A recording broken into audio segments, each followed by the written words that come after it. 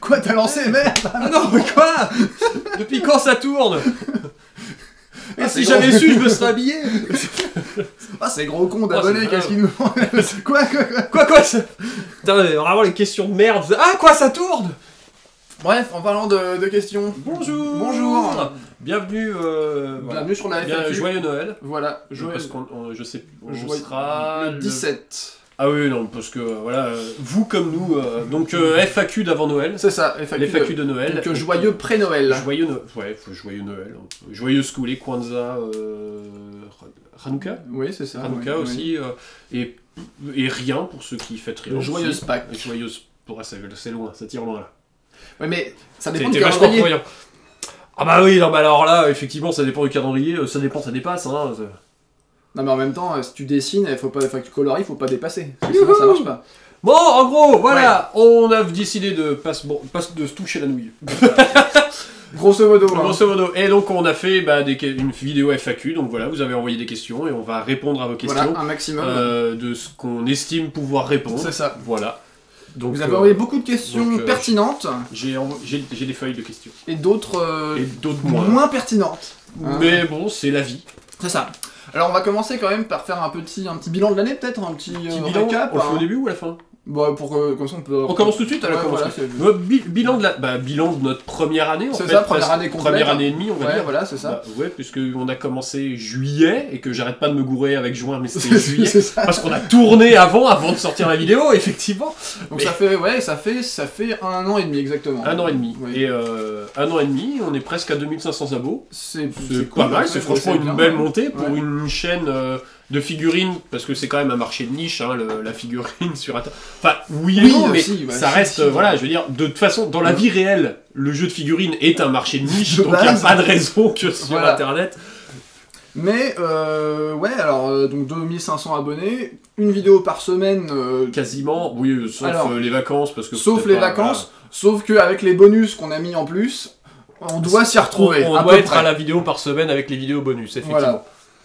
Et on voulait aussi en profiter pour remercier tous les tipeurs, Ouais, ceux on a qui nous ouvert un soutiennent. Tipeee, il y a des Enfin, un tipeurs Utip, qui... exactement. Et il y a un Utip, il y a des tipeurs qui nous soutiennent, il y en Voilà. a qui nous soutiennent régulièrement en plus. Tout à fait, qui sont j'ai oublié les noms, tant pis. On les note ici. Voilà, donc vous êtes Vous remerciés. êtes remerciés ici. Il y en a qui ont fait des dons ponctuels et Ouais. aussi c'est très sympa. Il y en a plein qui regardent des pubs. Ouais, ça, on le ça, voit c'est aussi. vraiment cool. Même, bah là, on peut pas mettre les noms parce que des fois, vous Bah, êtes on pas peut pas forcément le voir, inscrits en fait, sur voilà, YouTube, c'est donc ça. ça nous dit pas qui vous êtes, mais merci de regarder Voilà. les pubs parce que il y en a qui regardent pas juste une pub, il y en a qui regardent 5-6 vu Je crois qu'il y a une stratégie sur le téléphone pour que ça regarde en continu. il y a plein de stratégies. Il y a plein de mais- stratégies, mais bon, après, voilà. Et il y a aussi plein de gens qui ont acheté notre merch. Ouais, et ça vient de c'est sortir, vraiment le cool. merchandising. C'est vraiment cool. Et on est content Ouais. que ça vous fasse plaisir Ouais, aussi, carrément. parce que ouais, voilà. ouais. C'est vrai que c'est, on va dire, une sorte de win-win dans le soutien, dans le sens où vous nous soutenez et vous avez quand même quelque chose à récupérer. Voilà, c'est ça Donc, qui nous tenait à cœur en fait dans cette histoire-là. Au moment où la vidéo va sortir, ceux qui ont déjà acheté leur merch devraient l'avoir reçu.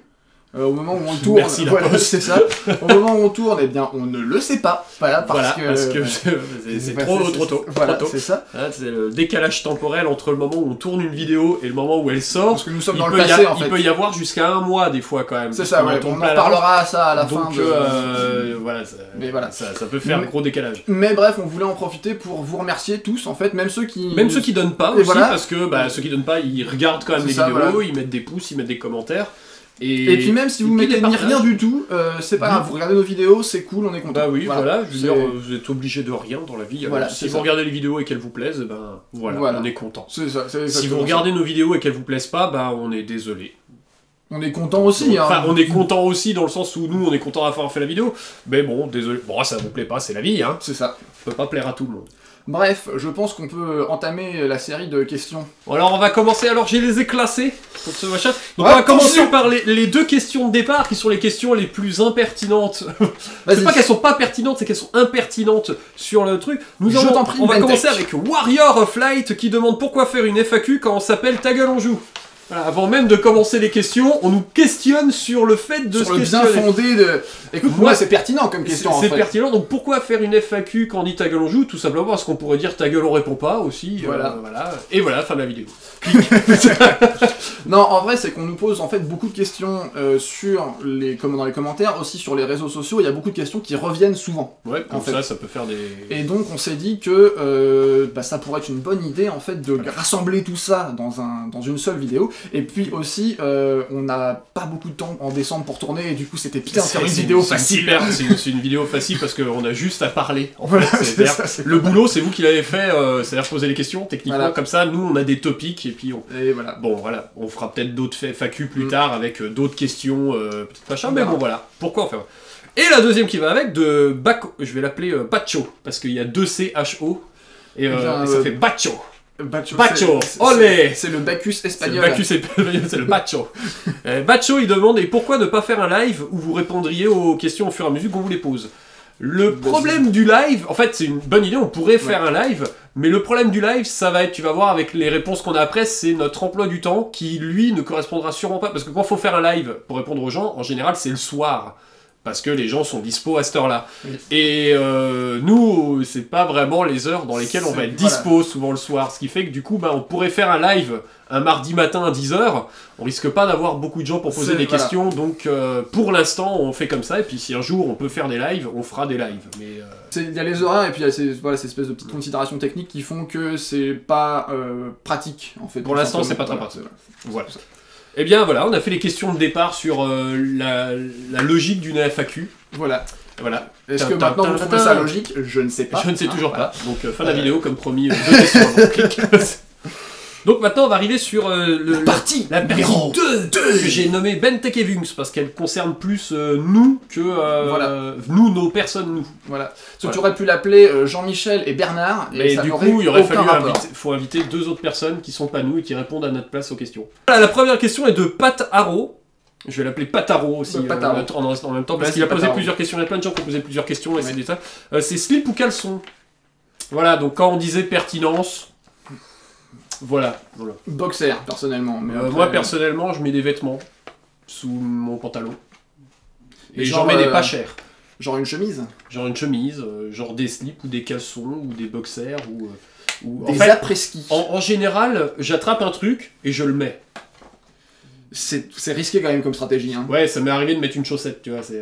Mais bon, hein, c'est la vie. Voilà. Voilà, question impertinente, réponse impertinente. Allez, alors, c'est maintenant Vincent et Florian. Alors, je sais pas si c'est Florian B avec un I majuscule ou BL avec un L minuscule. Je n'ai jamais... Non, on va l'appeler Florian Bleu. Je l'appelle Florian Bleu parce que c'est rigolo. Voilà. Florian Bleu. Florian Bleu et Vincent, c'est comment se prononcent vos pseudos et d'où viennent-ils? Je te laisse commencer, vas-y. Alors, pour moi, ça se prononce Bentech. Comme ça s'écrit en fait. Hein. Et Tech, il y en a qui disent... J'en connais qui disent juste pour faire chier, ils disent Bentech, tu vois, des genres de... Ah, c'est vrai que c'est marrant. Il y en a qui disent Bantech, tu vois, enfin bon, il y a plein de... Là, moi, je le prononce Bentech, et ça vient du lycée, c'était Pimpin, un pote du lycée qu'on surnommait Pimpin, lui, qui m'a donné le surnom de Bentech, et depuis, je l'ai gardé. Donc, les bons surnoms du lycée. Les bons surnoms du lycée. Mais je sais pas, il était sympa, Tech, parce que, on verra, bon, ça va coller avec un truc après, Ben pour mon prénom, et Tech pour la filière technologique. C'était pas la montagne de l'originalité, mais il est rigolo, alors moi je l'aime bien et je l'ai gardé depuis. Mais je t'avoue que... ça fait longtemps. Je t'avoue que nous on avait des... En fait il y avait surtout une personne, un pote du groupe qui était chargé... Enfin il n'était pas chargé de donner des surnoms, mais en fait il avait une très mauvaise mémoire des noms. Et du coup, il s'est donné la prérogative de donner des surnoms aux gens. Comme donc, ça, il n'avait pas à retenir les vrais prénoms. Voilà, donc il y avait beaucoup de choses étaient basées sur les cheveux. Il y avait grands cheveux, moyens cheveux et petits cheveux. Hein, le truc c'est que ils ont gardé les surnoms même après avoir changé de coupe de cheveux, donc c'était c'est un peu le merdier. Grands cheveux, mais je me suis coupé. Ah ouais, non mais tes grands cheveux. C'est ça, parce que t'as grands cheveux, donc c'est terminé. Et puis le mieux c'était quand même Vlam. Vlam, parce qu'il est rentré dans la pièce, on l'a connu le jour où quelqu'un a hurlé VLAM! Et ok, dans une partie à la con de jeu de rôle ou un truc, et quelqu'un a hurlé VLAM, il est rentré. Et voilà. Comme quoi, les surnoms, machin. Donc pour moi, ça se prononce Bentech. Alors, je le prononce Bentek en tout cas. Oui, donc ça se prononce Bentek. C'est ça, voilà. Donc en ce qui me concerne, mon pseudo c'est Vunx, ça se prononce Vunx, ça s'écrit avec 2 U et 2 trémas parce que j'ai envie de vous emmerder. Voilà. Parce que c'est chiant, hein. C'est ça, ouais. Faut appuyer sur U, puis après Alt. C'est ça. Puis U, Alt. C'est ça, U, exactement. Ça vient d'où? Alors, ça va être, on est parti en Percaster, là c'est parti, ça part en mode Percaster. Voilà, attends, prends les cookies. Voilà, il y a des cookies. Des petits cookies de... Vas-y, raconte-moi l'histoire, Percaster. Ouais. Alors, ce qu'il faut savoir, c'est que le Spatio-Inquisiteur Vunx... Voilà, tu vois, je t'avais dit. Ah ouais, il vient pas loin. Le Spatio-Inquisiteur Vunx a été délégué pour aider la PCPDT, donc la police courgette et pommes de terre, à traquer Xontib, le grand méchant intersidéral. Voilà. Et donc, j'étais chargé de missions déléguées sur les trucs un petit peu, disons, pas forcément réglo, tu vois. Hein, voilà. Et bref, on avait plein d'aventures, enfin trucs, c'était vraiment trop long pour rentrer dans les détails. Mais, toujours est-il que, là, c'est resté quoi. Que le JDR quoi. Mais même pas, mais pas loin. Ouais. Donc, mais voilà. Une vie passée, c'est ça. C'est ça. Tu t'es réincarné, voilà. Et tu étais le... Donc j'en profite pour passer un coucou à mes anciens collègues courgettes et pommes de terre. Si elles me regardent, ben bonjour. Voilà. On verra un jour. Oh les surnoms. Voilà les surnoms. Voilà. Ensuite c'est Vincent, toujours le même. Oui, c'est le même. Ouais. Qui fait nom, prénom et âge. Bah là du coup, moi je vais te donner juste mon prénom parce que vie privée pour mon nom. Voilà. Parce que voilà, c'est des choses comme ça. Mais du coup ça colle avec Ben. Moi mon prénom c'est Benoît. Du coup Benoît, Ben pour Bentek. Waouh, ça aurait pu être Benjamin. Dis donc quelle originalité. Bah non. Là je suis Benoît, j'ai un nom de vieux. Ou Ben Brice. C'est un mélange entre Benoît et Fabrice. Ça aurait pu être Ben tout court. Et là ça aurait vraiment pas d'originalité. Ah oui c'est vrai. Non c'est Benoît, j'ai un nom de vieux. J'ai un nom de Saint Benoît. En ce qui me concerne, je vais no comment, parce que d'une part c'est disponible un peu partout en fait, du fait de mon boulot, du coup il y a plein d'informations qui traînent déjà sur moi. J'ai pas particulièrement envie en plus de multiplier ce genre d'informations. Voilà. Donc je vais passer à la question suivante. Voilà. Ton âge quand même. Ah oui, mon âge, oui si tu veux, j'ai 32 ans. Voilà, moi j'en ai 33, et moi plus vieux. C'est moi l'aîné. Tu mourras après, non avant. Voilà, question suivante, Rebaccio, Florian Bleu et Vincent, voilà, ils se sont alliés. Ouais. Bon, en même temps, voilà, il y en a qui ont des fois, c'est les mêmes questions qui sont revenues, donc j'ai fait un truc. Vous faites quoi dans les vies à part vos conneries sur YouTube? En gros, les métiers et les passions, en gros. Métiers et passions, intéressant. J'aimerais servir du thé avant de répondre. Ok, bah du coup, je vais commencer à parler. Moi, j'ai une grosse tasse, donc j'ai encore du thé. Alors bah ma vie, bah moi je vais rester semi-vague par rapport à mon boulot parce que pareil, vous n'êtes pas mon DRH. Je travaille à l'hôpital public, voilà, je suis fonctionnaire. Je suis voilà, ces feignants de fonctionnaires, voilà, à l'hôpital public. Donc je suis mal payé et j'ai beaucoup trop d'heures. Voilà, c'est ça, t'as bien le temps de faire des vidéos. C'est un peu le problème, c'est là justement, c'est aussi ce qui explique aussi le fait que c'est compliqué les lives, c'est que qui dit travailler à l'hôpital dit horaire à la con, et qui dit horaire à la con dit difficulté assez régulière d'être là le soir par exemple. Donc voilà, ça c'est pour ce qui est de mon métier qui me rapporte de l'argent, et au niveau de mes passions, à part la figurine, il y a la musique. Il y a la musique qui est très très importante comme passion. Enfin, c'est même plus du niveau de passion, c'est du niveau semi-pro au niveau passion. Ça prend beaucoup d'heures, beaucoup de place, et puis on reviendra après dans des questions qui suivent. Qu'est-ce que j'aime bien? Qu'est-ce que je fais? Je fais du théâtre d'impro aussi, qui est une de mes grosses occupations à côté aussi, dans le sens où voilà, parce que qui a tendance à déteindre un peu sur la chaîne aussi. J'ai tendance à avoir trop de temps libre dû à l'hôpital, donc autant y mettre les vidéos, plus de la musique, plus du théâtre d'impro. Voilà. Ah oui, je fais aussi pas mal de jeux de rôle grandeur nature et de ce genre de trucs, donc histoire de continuer à... Voilà, histoire de vraiment mourir d'épuisement. C'est ça. Parce qu'en fait, les jours libres, ça c'est... Les jours libres, c'est dégueulasse, c'est vraiment de la merde. Voilà, non, ça ne devrait pas exister, ça. Alors, voilà, vite fait, pour petit résumé. Alors, en ce qui me concerne, je suis traducteur dans la vie. Alors déjà, je vous arrête tout de suite, c'est pas la peine de me demander de traduire vos livres de rêve. C'est hors de question. Enfin, je peux le faire, mais dans ce cas-là, je vous envoie un devis et on fait ça bien, quoi. Ah oui, après, par contre, si vous avez de l'argent pour payer un traducteur... voilà, là, il n'y a pas de problème. Oui. Mais sinon, non, en fait. Parce que je passe déjà beaucoup de ma vie à le faire. Du coup, je vais pas le faire gratuitement en plus. T'as envie de faire autre chose dans ton temps libre, en fait. Après, qu'est-ce qu'il y a? C'était quoi les passions? Passion, occupation autre que les vidéos. Bah, la musique aussi. Ouais. On reviendra dessus. On reviendra dessus après. Passion autre. Il y a plein de trucs, enfin, il y a beaucoup de choses, je m'intéresse à plein de trucs, mais de là à dire que c'est une passion... Ouais, ça t'intéresse, mais t'es pas impliqué à... C'est ça, ouais, voilà, tu vois. Je fais beaucoup de sport, on peut pouvoir laisser ça comme ça, voilà, je fais pas mal de sport. Ça marche. Voilà. Alors, et question suivante, enfin, question S suivante, de Bacho, Florian Bleu. Ah, Vincent est parti. Ah, quel dommage. Mais il reviendra. On a Rocheto Cédric et Lucie Chihiro. Waouh, du film de Ghibli. Balèze. On a des stars. Excellent. Totoro sort de la caméra. En gros, vous êtes connus comment? Est-ce que vous êtes frères? Est-ce que vous êtes en couple? Voilà, il y a des questions. Ouais. Donc, alors oui, on est en couple. Ah non, fallait pas le dire. Ah non, c'est là.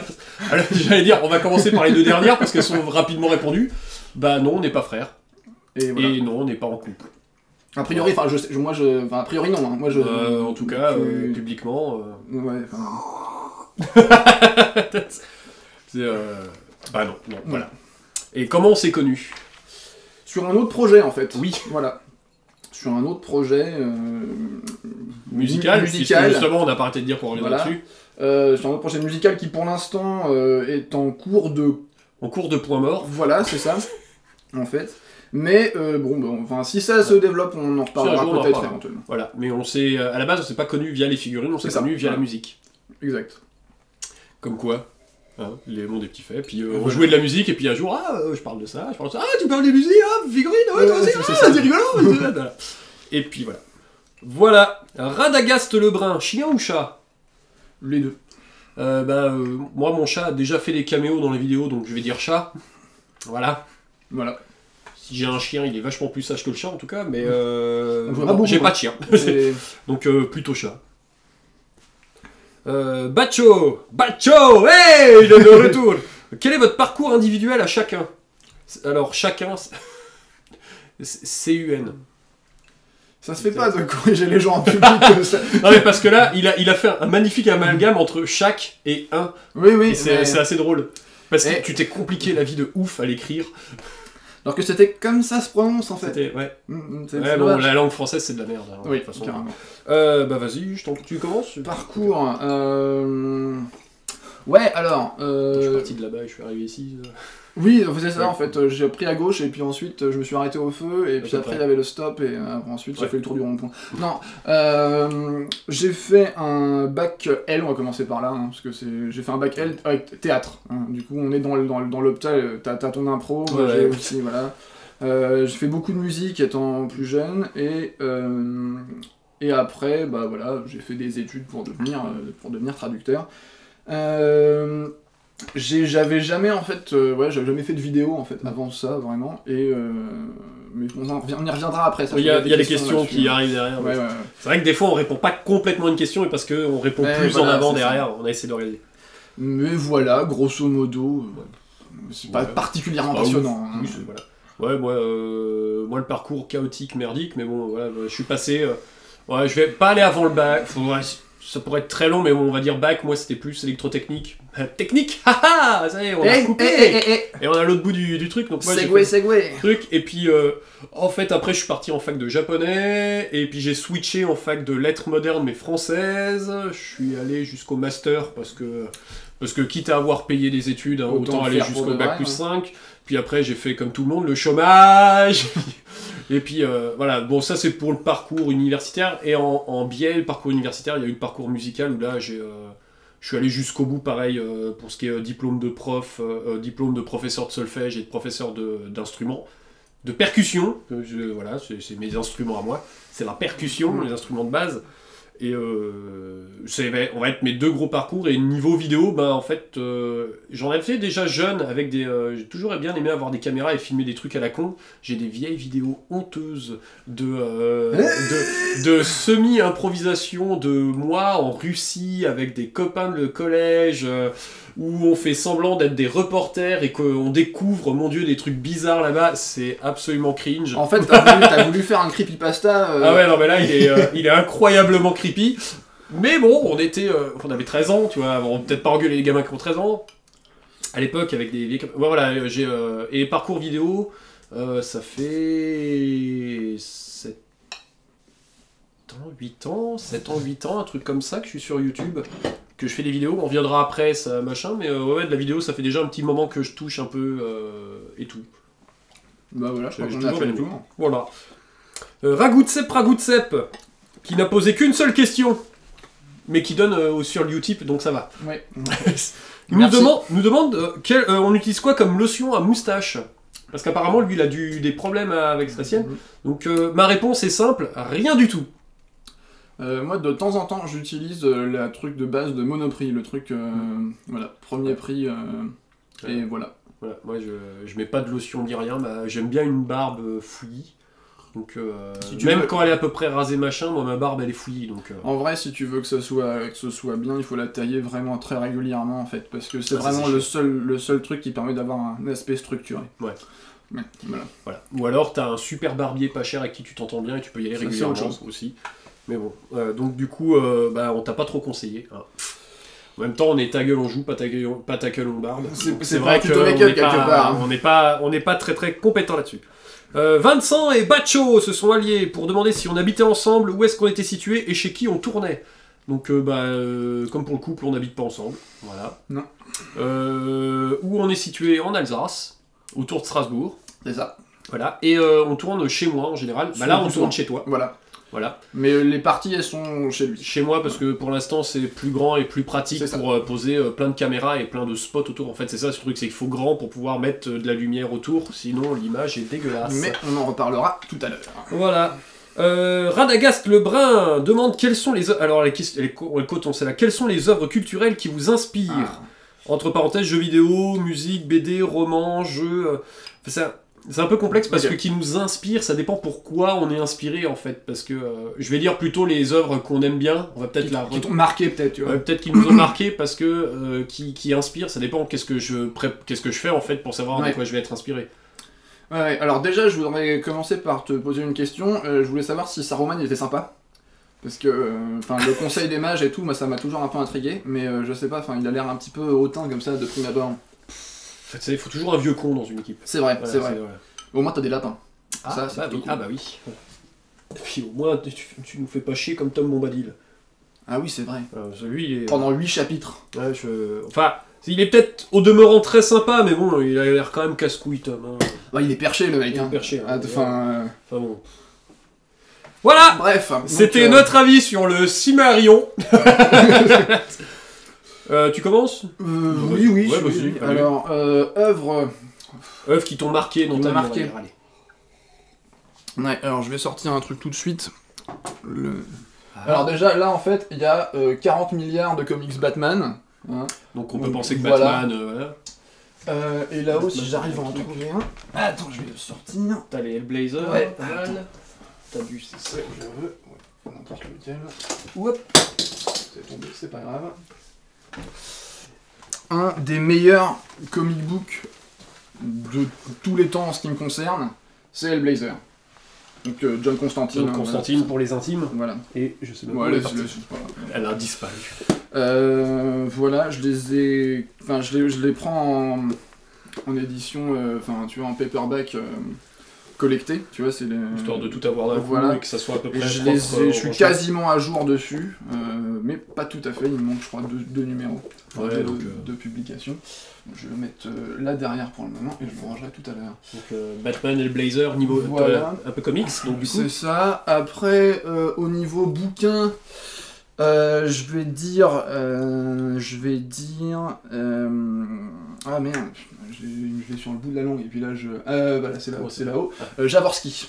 Ah, tout Jaworski.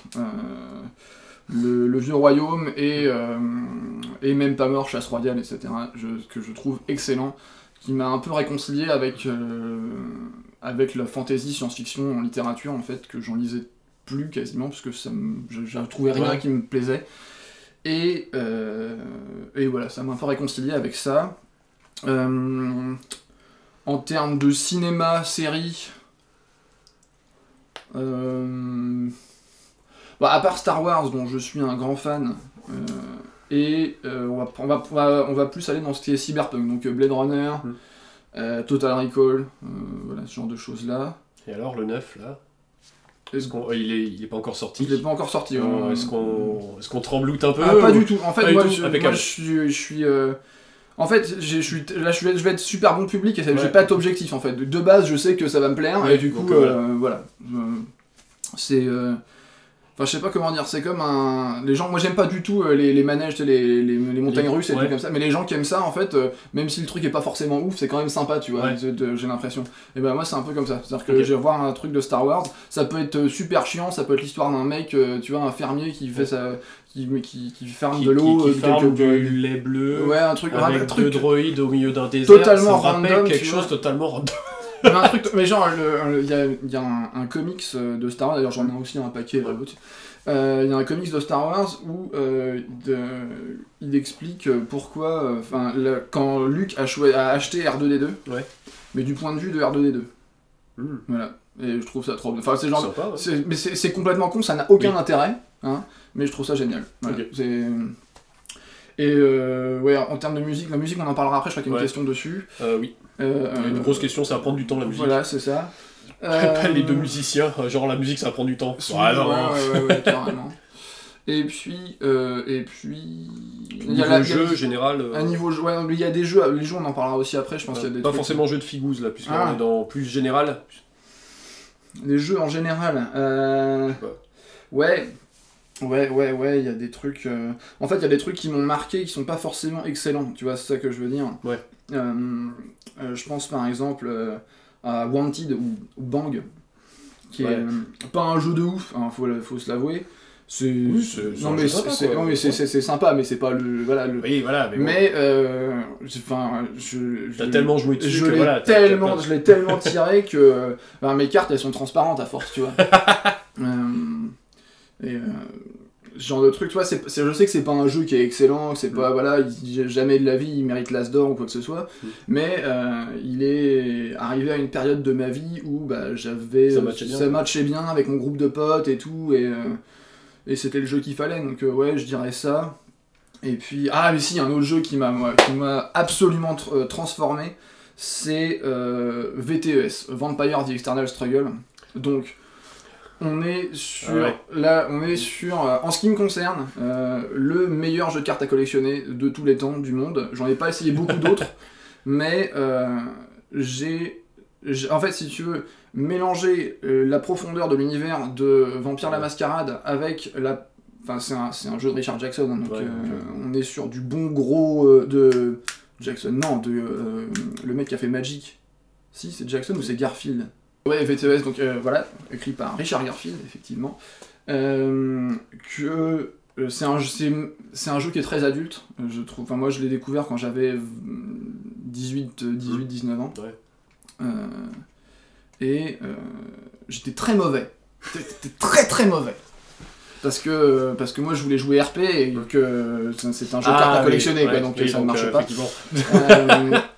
Mais j'ai surkiffé ce jeu, ça a beaucoup impacté ma compréhension, enfin disons, ça a ouvert beaucoup d'horizons par rapport à ce que j'ai compris ce qu'on pouvait faire en fait avec un jeu, en termes d'ambiance, de storytelling. Et c'est vraiment, pour moi, il y a vraiment eu un avant et un après VTES, en termes de joueurs, en ce qui me concerne. Puis voilà, je crois que j'ai fait un peu le tour quand même, ça fait à peu près 10 minutes que je parle, donc... Des idées, après c'est des gros trucs comme ça, machin. Oui. Qu'est-ce qui peut m'avoir marqué? Moi, j'ai commencé par jeux vidéo, ça, dans la famille marquée, jeux vidéo. Moi, j'aime bien le jeu vidéo. Je joue pas énormément de blockbusters, mais j'aime bien le jeu vidéo. Alors que moi, pas du tout. Je suis rien. C'est voilà, toi, ça m'intéresse. Mais il y a un jeu vidéo, il y a Mass Effect. putain de merde de Mass Effect, jouer à Mass Effect, je kiffe. Autant tu vois, toi t'as le truc Hellblazer, moi j'ai la même chose mais avec du Mass Effect. Ça c'est le jeu où je me suis rendu compte que putain on pouvait faire un jeu avec vraiment du storytelling et du jeu. C'est-à-dire que tu joues, t'as vraiment, pour moi cette impression de film blockbuster à la con où t'as le choix de le jouer dedans et bah tu vois c'est un peu le même enfin toi la même approche que moi j'ai eu par rapport à VTES, c'est-à-dire que tu tombes dedans et tu fais waouh. Ouais, c'est ça. Non mais c'est ouf en fait. L'univers est ultra riche en plus, ils se sont vraiment cassé le cul à faire des trucs de ouf derrière. D'ailleurs moi ça me tue qu'il n'y ait pas plus de jeux, tu vois, du coup tous les ans je refais la trilogie de base minimum depuis que la trilogie est sortie, parce qu'avant je refaisais que le 1, puis après j'ai fait le 1 et le 2, puis après je faisais 1, le 2 et le 3, je les ai sur PC, je les ai sur Xbox 360 parce qu'il y avait un pack qui était ressorti, alors je l'ai racheté, on va pas se mentir, l'Andromeda je l'ai sur PS4 évidemment, j'ai tous les comics en version papier, même s'ils sont difficiles à avoir, s'ils sont pas trouvables en français, je vais les chercher en anglais, en chinois, j'en ai rien à foutre. J'ai les romans, même les romans en anglais quand ils sont pas publiés en français, parce que rien à foutre. C'est vraiment, voilà, c'est un univers. J'aime beaucoup le space opéra et je crois que c'est l'univers de space opéra qui m'a le plus marqué. Tu vois, toi c'est Star Wars, moi c'est Mass Effect vraiment où il y a ce truc où j'ai plongé dedans, j'ai fait ok ça je veux ouf quoi. Mais c'est marrant parce que tu vois moi Star Wars c'est pas vraiment les films qui m'ont fait, enfin j'aime beaucoup les films tu vois, mais j'ai vraiment accroché au moment où j'ai découvert The Clone Wars, tu vois la série animée, où là j'ai fait non mais en fait la profondeur de cet univers c'est fou. Il se passe pas 2 heures de film, il se passe énormément d'années quoi. Et en fait les créateurs de Dave Filoni qui a créé en fait tout l'univers animé de Star Wars a eu vachement plus de liberté, il pouvait faire vraiment ce qu'il voulait, et donc il a développé des concepts complètement barrés avec des entités spatiales, cosmiques et tout, c'est totalement déjanté. J'ai vraiment, et tu vois, et donc c'est là que, tu vois, c'est un peu la même réaction de, tu plonges dans le truc en disant ouais ça va être sympa, et tu fais wouah. Voilà, jeux vidéo à ça.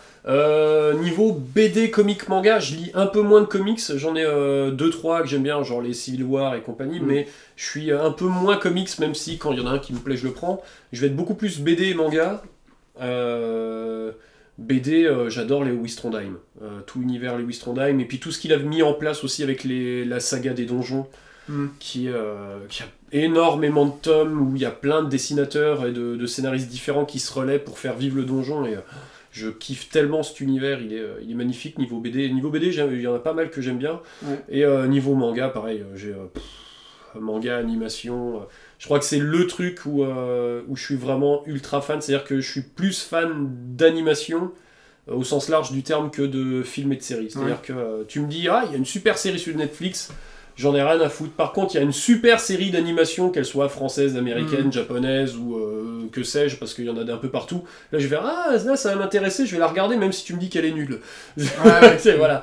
Et pareil, niveau cinéma, j'y vais quasiment jamais au cinéma, sauf si c'est pour aller voir des films d'animation, en fait. Quand j'ai le temps. Parce que là, tu vois, par exemple, j'ai pas pu aller voir La Reine des Neiges 2.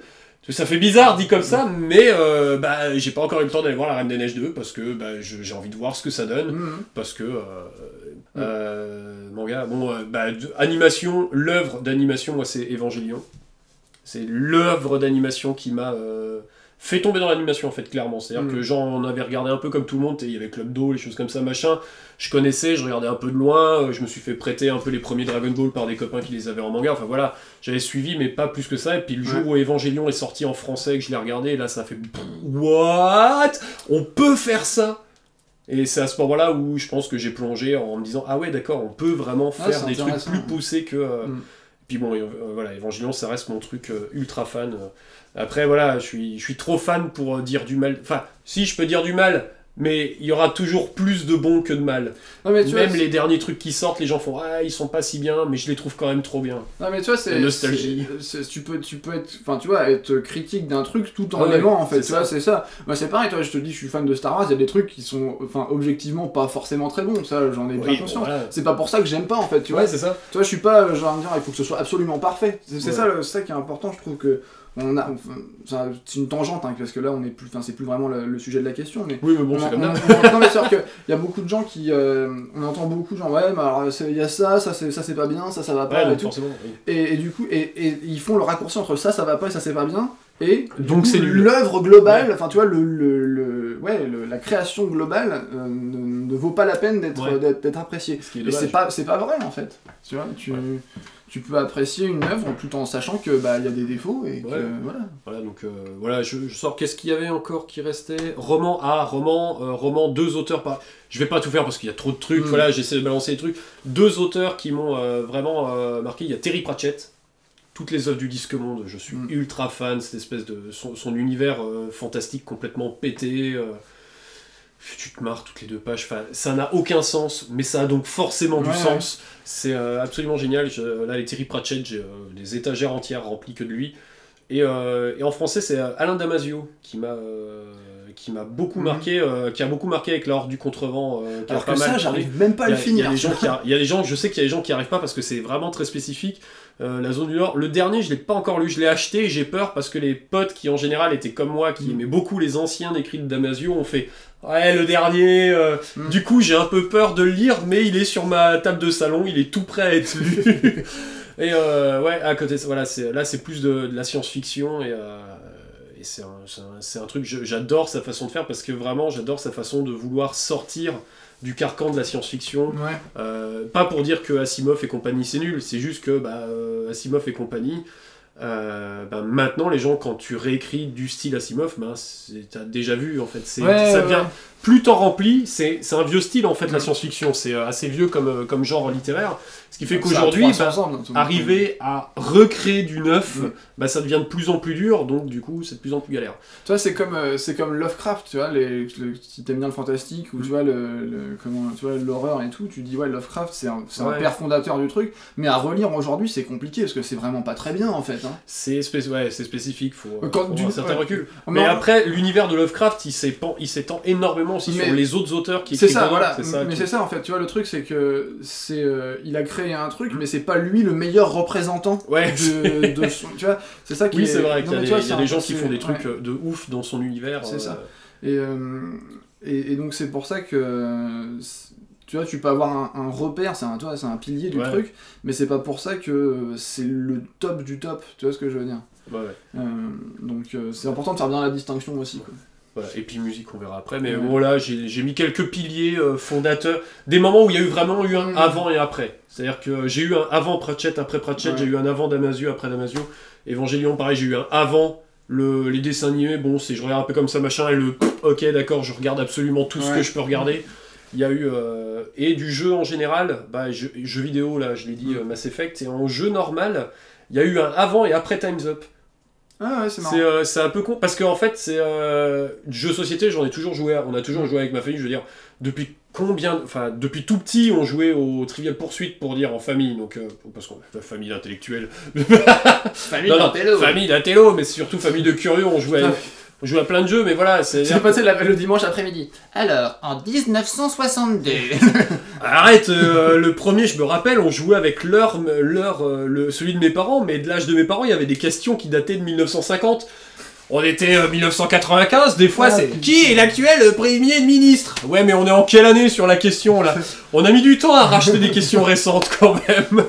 Donc, mais j'ai aussi suivi ça. Et voilà, je veux dire, voilà, on jouait aux jeux de société, on aimait bien, on a tous joué aux jeux de société, nous en famille jeune, mais il y a eu le Time's Up, où une fois en soirée, il y a un pote qui a ramené le Time's Up, je jouais là, je me suis dit, attends, il y a un autre truc que les Ravensburger et les machins. C'est-à-dire que là, d'un coup, je me suis dit, bon, après, c'était un peu aussi dans le moment où le jeu de société, on était sur le début de la pente du redécollage, mais il y a eu ce moment de, attends, il existe d'autres façons de concevoir un jeu que le Monopoly et les trucs habituels, la bonne paye.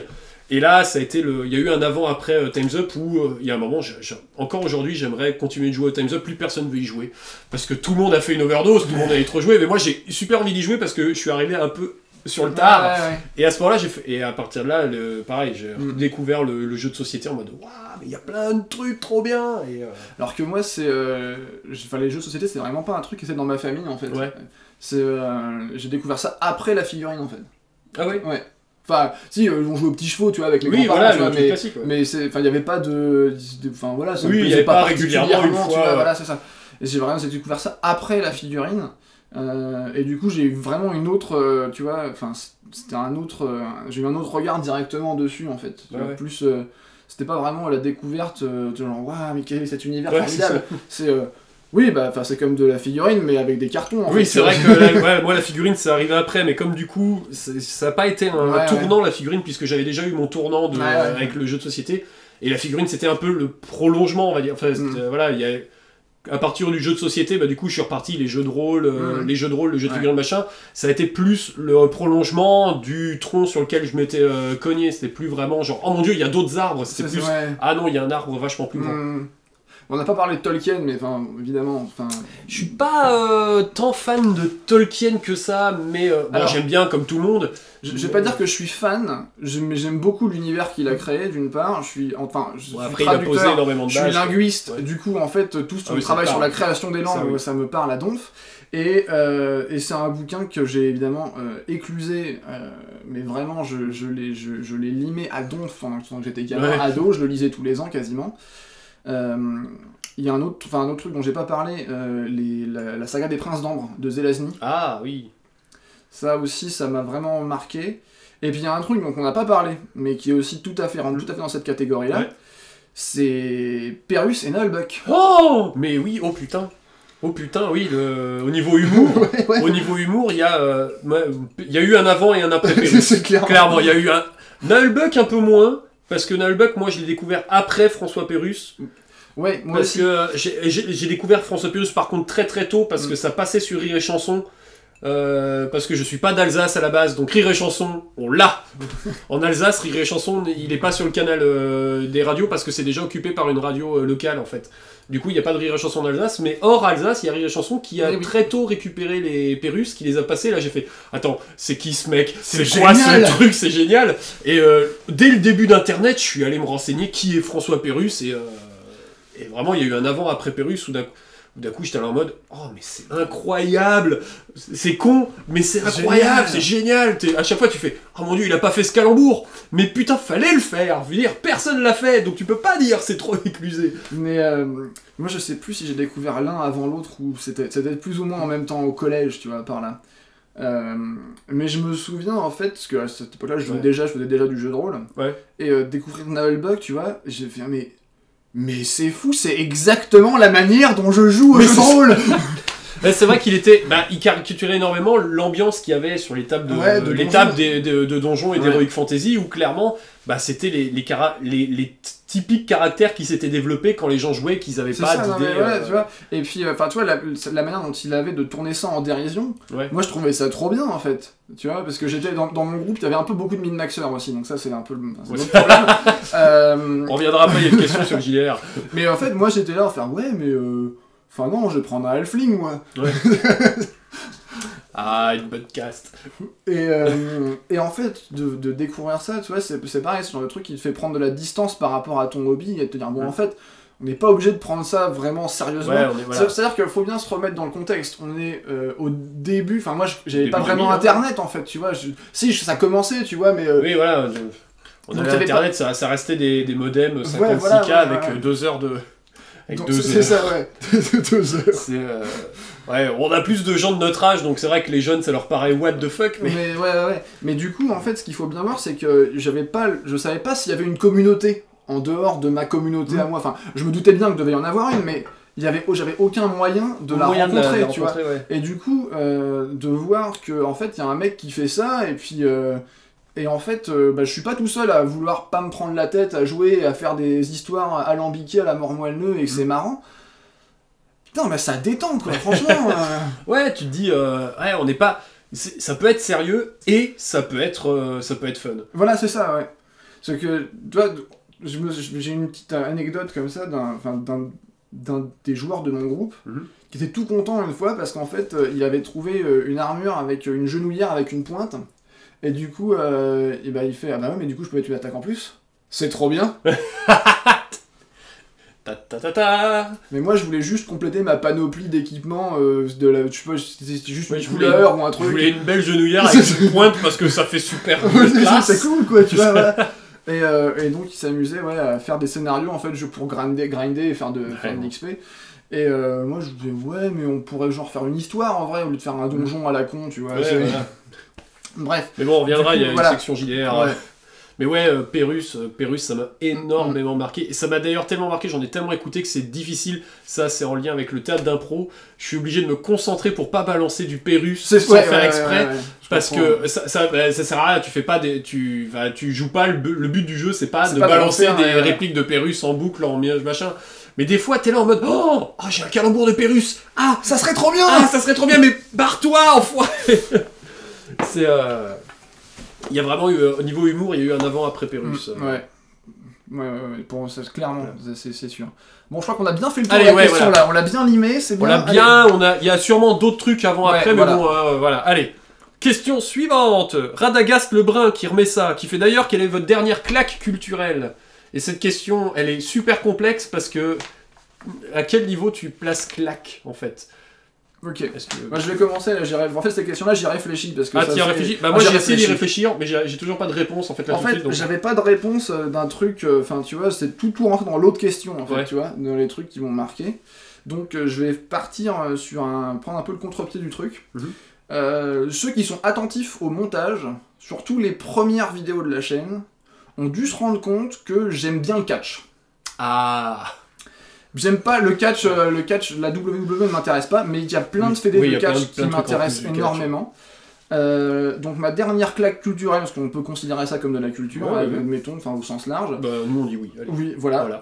Il y en a deux en fait. Il y a d'une part Lucha Underground, qui est une promotion californio-mexicaine, qui malheureusement n'existe plus ou qui est en stand-by. Qui faisait du catch, des saisons de 20 épisodes de 45 minutes, donc en fait on est sur une série en fait, c'est vraiment, et qui faisait un truc très scénarisé, donc avec des démons, des anges, des extraterrestres et tout, des effets spéciaux et tout, non mais vraiment des trucs vraiment, c'était tourné comme un feuilleton d'une telenovela mexicaine quoi, donc avec en fait le mec il meurt mais en fait il revient mais c'est son frère jumeau. D'accord.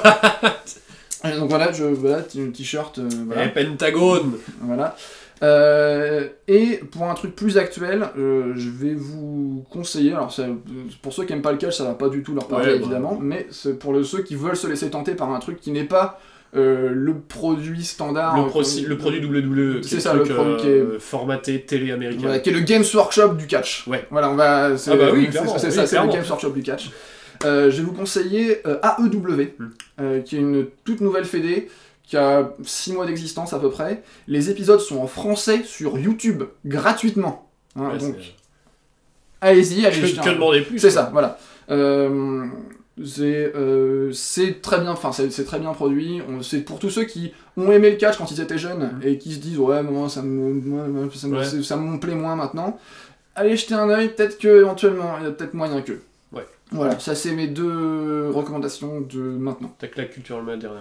Voilà. C'est Thomas Laurent, la chaîne de Thomas Laurent qui fait de l'archéologie où il va sur place. Alors il fait beaucoup de trucs sur l'Alsace parce qu'il est d'Alsace, donc du coup il a accès à plein de trucs, mais c'était une belle découverte où je me suis tapé toute sa chaîne parce que c'est vraiment sympa. J'ai vraiment de l'archéologie où on part pas dans des théories fumeuses tout de suite en mode. C'est pas les extraterrestres qui c'est. Voilà, non mais c'est-à-dire que même c'est pas du reportage à la RMC où le premier truc qu'on te pose c'est est-ce que ça serait un truc mystique, et en fait à la fin non, c'est un truc normal, mais on a fallu qu'on parte d'une vieille question plus technique.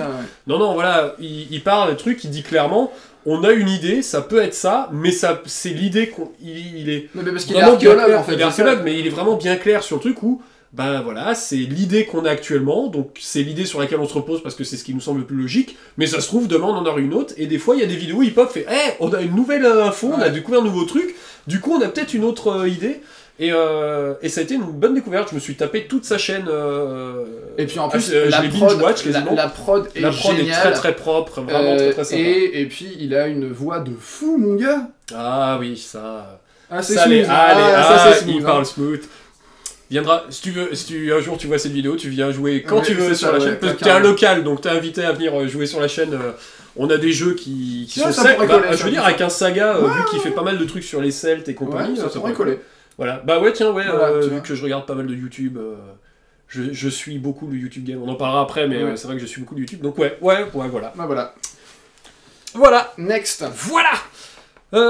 Thomas Bertrand demande est-ce que vous jouez à des jeux de rôle? Là voilà la question qui était après. Je vais commencer parce que moi ça va être beaucoup plus rapide en fait. J'ai fait du jeu de rôle, j'ai commencé par Warhammer, le vieux bouquin, la vieille V1. La vieille V1 dégueulasse là, qui est vraiment pas un bon système, faut vraiment se l'avouer. Qu'est-ce que j'ai fait d'autre? Du INS, mais oui, alors putain ça je l'ai limé aussi, le bouquin d'INS. Après pas mal de jeux mais de systèmes maison en fait, et d'univers maison. Et c'est à peu près tout. Ça fait, malheureusement, j'ai plus du tout le temps de jouer, de faire du JDR.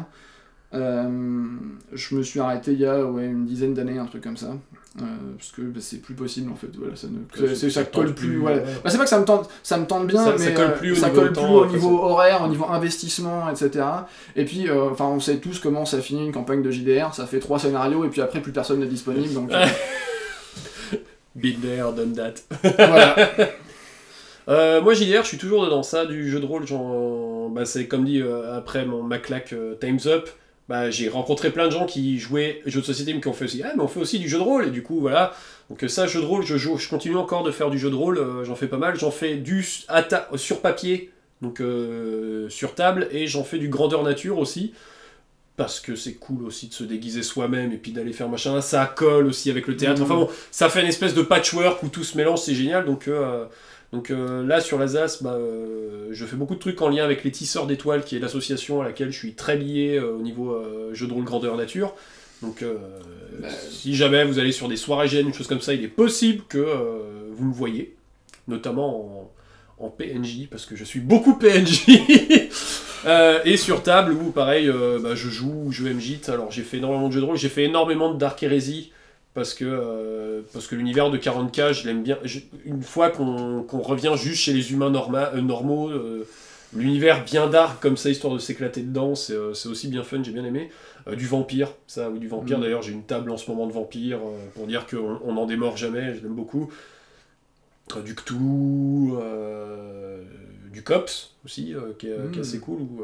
Qui est franchement pas mal. Enfin voilà, du JDR, j'en fais un peu pas mal. Là, je fais aussi du Fate, qui est un système gratos sur internet où en fait c'est juste un système et puis après il te propose des façons de combler, mais avec l'univers que tu veux. C'est-à-dire que le système il colle dans n'importe quel univers. Ouais, c'est un truc universel. C'est universel, et c'est-à-dire que c'est énormément basé sur le RP où tu peux carrément dire aux autres potes attends, tiens, mais ton perso il pourrait faire ça parce que c'est intéressant qu'il fasse ça, parce que ça développe l'histoire.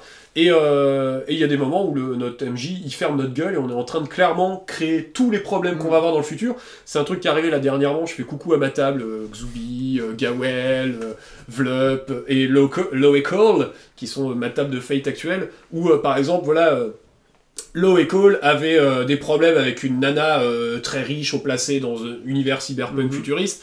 Et on est parti dans un délire sur mais pourquoi il la déteste, ça se trouve il l'a engrossée juste avant de la quitter, et du coup elle l'a mauvaise parce que maintenant elle a le gosse, et lui il a pas que du gosse, et en fait en partant dans le délire comme ça, il s'est retrouvé avec un enfant illégitime perdu quelque part, et ça a alimenté, et en fait c'est un jeu qui se joue énormément comme ça, où tu alimentes toi-même ton univers, parce que vas-y en RP, éclate-toi, plus à créer ce que tu veux, et le MJ est plus là pour te coordonner un peu tout ce que tu balances, et faire que tu sois pas perdu 20 ans dans qu'est-ce qu'on fait. Oui. C'est un système que j'aime beaucoup. Donc ouais, je fais du JDR. Voilà. Bon. Et puis en grandeur nature, c'est du GN quoi. Next, j'imagine que là, ça fait on parle beaucoup par question. Ouais, mais bon, voilà. C'est des grosses questions. Vincent demande, vous êtes manifestement des métalleux. Alors, quel genre Alors, quel genre préférez-vous dans le métal, entre parenthèses thrash death d'après le générique, et groupe préféré? Alors, c'est une question qui appelle un truc beaucoup plus large, parce qu'en fait, je pense qu'aucun d'entre nous n'est d'accord avec l'assertion de dire qu'on est des métalleux, en fait. Je sais pas, en fait. Moi, clairement, je me mettrais pas l'étiquette métalleux, parce que je me sens pas métalleux, en fait. Dans l'idée de ce que sont de ce que pourraient dire les gens métalleux. Moi, je me sens pas métalleux. C'est-à-dire que ça dépend. Si tu considères qu'un métalleux, c'est quelqu'un qui écoute du métal parmi d'autres trucs, Là, d'accord. Oui, ouais, là, oui. Si c'est quelqu'un qui écoute que du métal, là, non. J'ai peut-être pas forcément que du métal, mais dont le genre préféré est le métal, et l'univers préféré musical est le métal, je dirais. Mais en fait, bah là, du coup, non, pas du tout, effectivement. C'est le fait, on a peut-être des grosses barbes et des cheveux longs, comme pas mal de métalleux, mais en fait, comme pas moi, mal je sais pas, en fait. Là, je sais, oui ou non, je sais pas vraiment. Mais clairement, moi, je me définis, en fait, comme éclectique. C'est vraiment, moi, je suis vraiment, de ma formation en plus musicien, parce que moi, à la base, je viens du classique, en fait. Avec ma formation de musicien, moi à la base c'est orchestre symphonique, orchestre d'harmonie, toute formation classique. Donc moi à la base je viens du classique et du jazz. Et après, pareil, il y a eu un avant-après, c'est-à-dire que c'est début 2000 que j'ai vraiment début 2000 que j'ai vraiment découvert le métal avec 2 albums, le symphonique et le SM de Metallica, qui a fait une très bonne transition parce que ça a été oh mon dieu, il y a du métal, oh tiens, du métal, et un orchestre symphonique, un monde machin, et Power Slave de Iron Maiden. Ah, ça m'a. Et d'un coup là j'ai fait what? Mais là d'un coup je me suis ouvert à tous les autres genres musicaux en fait. Vraiment, je me considère comme éclectique parce que vraiment j'écoute de tout. J'écoute vraiment de tout. Le métal n'est pas plus écouté que les autres styles dans ma playlist. J'ai autant de jazz que de rap, que de métal, que d'électro, que de classique, que de blues, world. J'aime pas le terme world music parce que c'est un petit peu de musique d'autres genres, autres horizons, salsa, rumba, ethnique et compagnie. Il y a un côté bouffe exotique, tu sais. Non, tu vois, on a le métal, le jazz, le symphonique, les machins occidentaux, et après il y a la world music. Il y a les mecs dans la savane qui tapent sur des la world music, c'est-à-dire tout ce qui n'est pas notre musique de chez nous. Donc toute l'Afrique, tout le Maghreb, toute l'Asie, tu fais. Dis donc, c'est plus grand que chez nous, mais la world music. Mais voilà. Mais bon, j'aime beaucoup mais j'aime tous les styles de musique, j'écoute tous les styles de musique, donc je dirais pas que je suis métalleux. Mais j'écoute du métal, j'aime bien le métal quand même. En ce qui me concerne, je vais plus dire que je suis métalleux, pas parce que j'écoute que ça, j'en écoute en fait maintenant, j'en écoute très très peu en réalité. Par contre, c'est toujours un genre vers lequel je reviens avec affection en fait. Tu vois, c'est la maison. Tu vois, un lien affectif avec lui. Un lien affectif avec ce genre de musique. Donc effectivement, j'écoute plein de trucs. J'écoute pas de tout, parce qu'il y a plein de trucs en électro qui me passent complètement dessus de la tête. Et il y a plein de trucs en hip-hop qui sont probablement très bien, mais qui moi ne me plaisent pas. Donc j'écoute très peu de hip-hop et j'écoute... l'électro maintenant j'en écoute un peu plus, mais... voilà, c'est vrai que je vais plus me tourner vers le metal, le rock, le blues, la country, j'aime bien la country, et puis la pop un peu de temps en temps, mais tu vois... je crois que tout le monde écoute de la variété de façon... Oui, mais tu vois, le metal ça reste... tu vois, si je sais pas quoi mettre, c'est une valeur sûre. C'est ça, voilà, exactement, ouais. Et puis du coup, voilà, donc ça a répondu à la question est-ce qu'on est des métalleux ou pas. Oui. Du coup, il y avait... je crois que ça collait du coup, c'est quel genre vous préfériez dans le métal, mais du coup, moi j'ai répondu à la question un peu en cliquant parce que j'aime tous les genres de métal, de la même manière que j'aime tous les genres de musique. Mais qu'est-ce que tu préfères? C'est pas pareil. Qu'est-ce que je préfère? C'est vrai que si... là, ça va être plus pareil en valeur refus si je sais pas quel type de métal j'ai envie de mettre. Il y en a 2 qui vont revenir assez régulièrement. Il y a le métal symphonique, parce que c'est un métal qui fait un peu le lien entre 2 genres, machin, et c'est pas un genre à lui entier, mais il y a Iron Maiden. Ça va être machin. C'est du New Wave of British Heavy Metal, avec... mais c'est-à-dire que dans la New Wave, dans ce branche-là, je vais plus mettre Iron Maiden que Motorhead, par exemple. Parce que Motorhead, non, tu dirais Judas Priest à l'arrière. Il y a du Judas Priest aussi, c'est dans le... Oui, non, mais dans la New Wave of British Heavy Metal... C'est là qu'en fait on est des métalleux, parce qu'on s'engage sur les genres de métal. Bon, d'accord, ok. Mais techniquement, dans la New Wave, par rapport à époque, lieu, origine, c'est vrai que Motorhead en fait partie. Après... Mais en termes de style musical, en termes de style musical, c'est pas le truc, mais bon... Non, mais bon, ça, les petites cases, c'est toujours la galère. Voilà. Quand tu vois les gens, comment ils disent qu'est-ce que tu fais? Moi, je suis du new de progressive, végétarienne, grindcore, machin chouette. Parce que je veux pas être dans la... Ouais, c'est super dur, les petites cases. Mais chacun veut avoir sa petite case à lui. Mais on va dire, si c'est vraiment genre, ça va être le symphonique et... Iron Maiden, c'est en groupe, du coup, c'est pas vraiment genre. Du coup, l'industriel. Tout ce qui est Rammstein, Cybrid et compagnie, ça aussi, ça peut être un truc qui revient régulièrement. Ouais, en ce qui me concerne, alors moi je suis passé par une grande phase symphonique aussi quand j'étais ado. Les années 2000, 2005 par là. Parce que je viens aussi du classique en fait. Du coup, c'est vrai que c'était. Mais c'est extraordinaire! C'était un peu le. Oh mon dieu! Mais c'est du classique with extra step! C'est ça, voilà, tu vois. Avec. Ça, c'est le bass boost.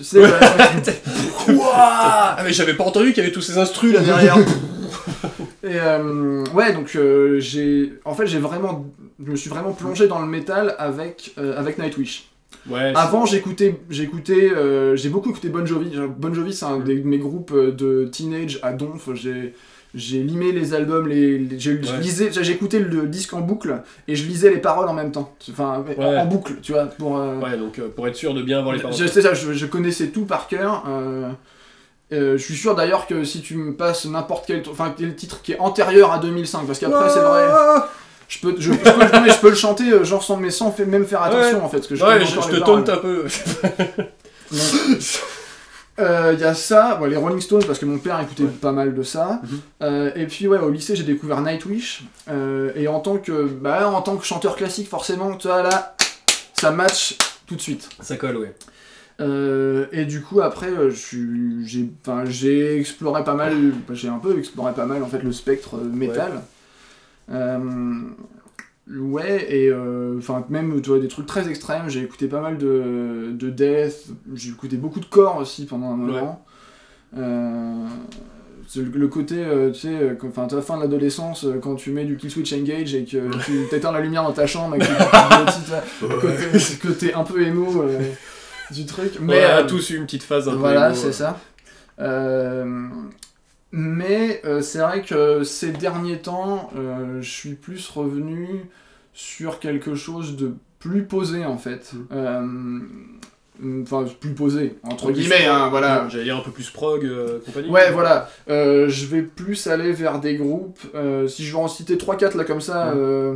D'abord 69 Eyes parce que ça match, ça blende le côté gothique urbain, façon Vampire la Mascarade en fait, avec le côté rock 80s de Bon Jovi, Poison et tout que j'ai surkiffé moi quand j'étais, que j'adore toujours en fait, hein, le côté décadent et complètement over the top qui moi me plaît beaucoup.